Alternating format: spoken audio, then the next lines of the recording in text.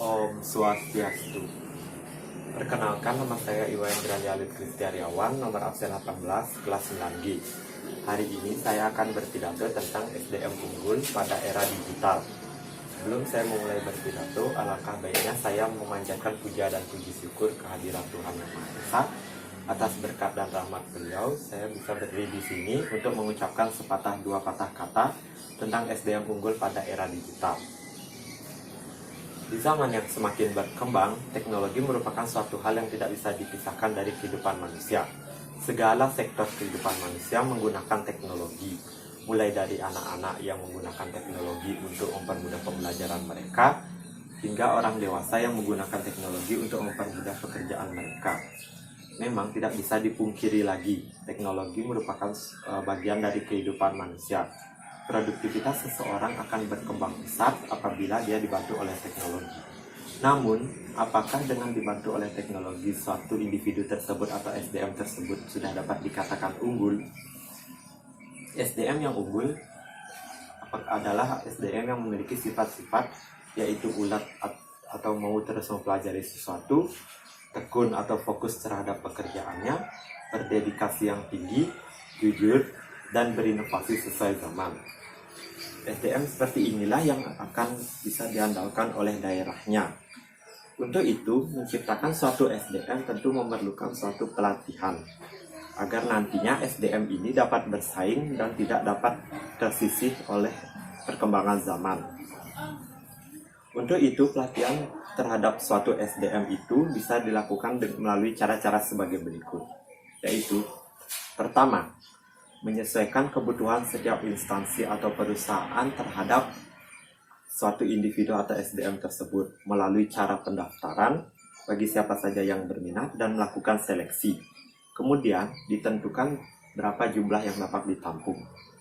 Yang kedua, penyesuaian budget.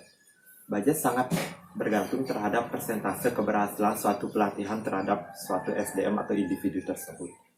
Yang ketiga, alokasi waktu. Sama halnya dengan penggunaan budget, alokasi waktu juga sangat berperan. Yang keempat dan tahap terakhir yaitu melakukan evaluasi secara rutin. Evaluasi yang rutin akan bermanfaat untuk mengetahui seberapa progres yang sudah dicapai oleh individu tersebut. Melalui langkah-langkah di atas, maka pelatihan individu akan berjalan dengan lancar.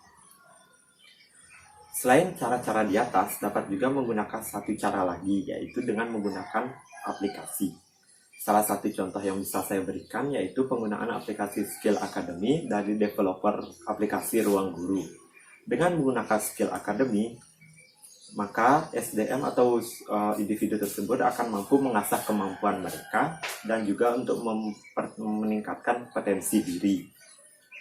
Tentu hal ini akan bermanfaat karena mereka yang belajar hanya dari bertatap muka bisa belajar kembali melewat aplikasi.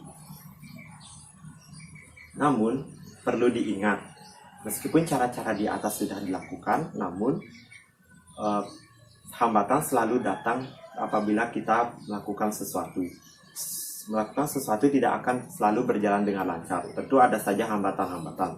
Sebagai contoh yaitu saat ini kita sedang dilanda oleh pandemi COVID-19 yang memaksa kita untuk mengurangi interaksi. Dengan pembatasan sosial atau social distancing, tentu ini tidak efektif untuk pelatihan individu.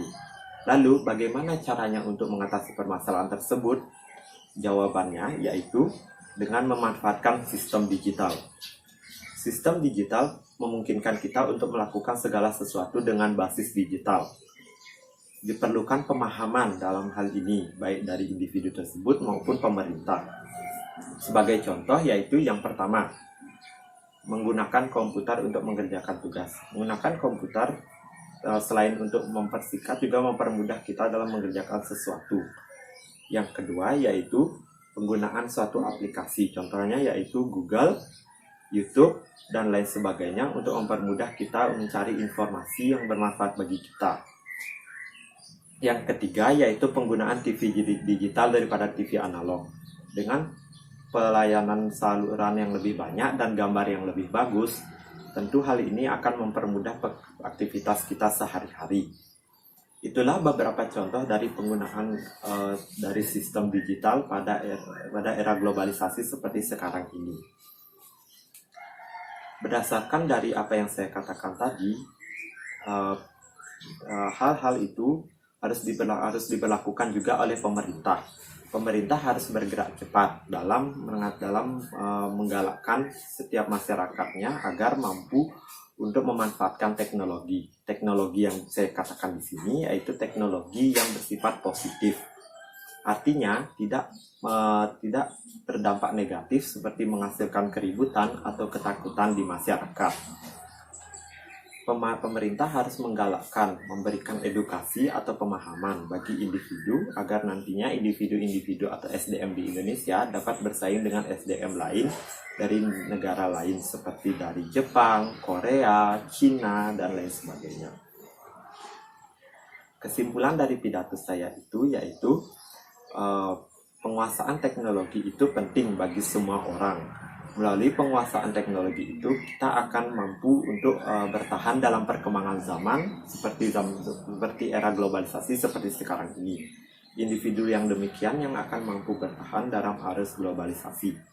Marilah kita semua memanfaatkan teknologi untuk kepentingan kita yang bernilai positif termasuk memanfaatkan sistem digital. Sekian dari pidato saya. Apabila ada kata-kata yang kurang berkenan di hati, mohon dimaafkan. Saya tutup dengan para mesanti. Om Santi, Santi, Santi, Om. SDM unggul, Indonesia maju.